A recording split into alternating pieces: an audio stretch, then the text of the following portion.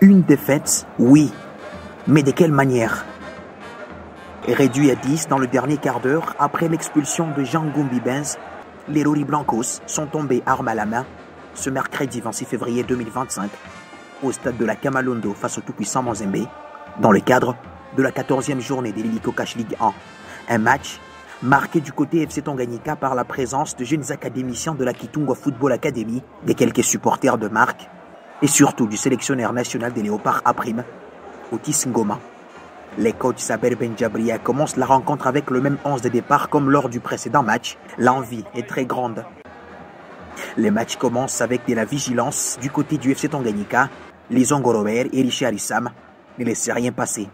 À 6 minutes de la première période, une perte des balles dans la zone de récupération va coûter cher au FC Tanganyika.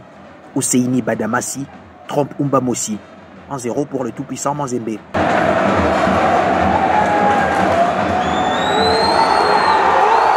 Les Corbeaux poursuivent les assauts, mais Umbamos va sauver les siens. Arrive ensuite le tour d'Eliezer Niembois, des dribblés Ernest Luzolo, mais les tirs du Dossard 45 ne sera pas cadré. Ndayenok surgit, sert Tukumbane et Banga, mais la passe du Dossard 23 à Lucas Iplamedi sera trop courte. Tukumbane Banga, bien vu par Jean Benz, refait surface, tente d'égaliser, mais Aliou Fati Badara va s'imposer. Le ballon se joue vite. Konga Basile trouve parfaitement Ibrahima Keïta, qui marque le deuxième but de Corbeau. Les coachs Sabel Benjabria rappellent ses joueurs à l'ordre et les résultats est payant. Sur un corner tiré par Ndayenok, le défenseur central Richard Issam marque d'un coup des casques parfaits son tout premier but en match officiel avec le FC Tanganyika.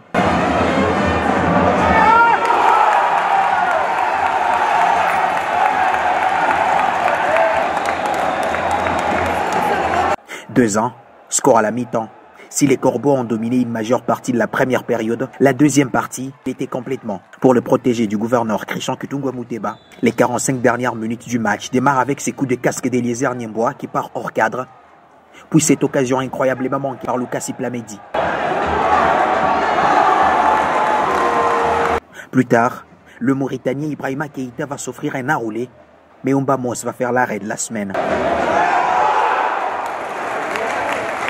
Le match se termine sur cette ultime occasion du FC Tanganyika, après une mauvaise lecture des trajectoires de Aliou Fati Badara, les Ongorobert, et à deux doigts d'égaliser.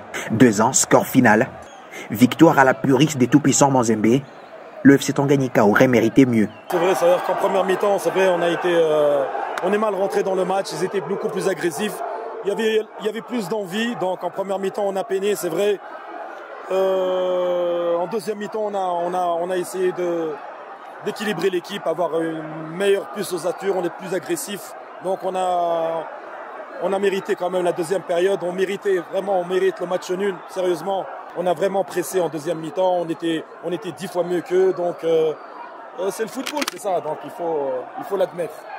Comme on dit la première mi-temps c'est les joueurs, la deuxième mi-temps c'est pour l'entraîneur. Donc moi je suis satisfait de mes joueurs en deuxième mi-temps, c'est très difficile de revenir ici sur ce terrain avec une agressivité, avec cet engagement qu'ils ont eu en première mi-temps. Il fallait fermer tous les espaces, il fallait rentrer dans le jeu. Donc moi franchement je suis satisfait, bon jamais satisfait parce que je n'aime pas perdre, c'est rare que je perds, mais c'est le football.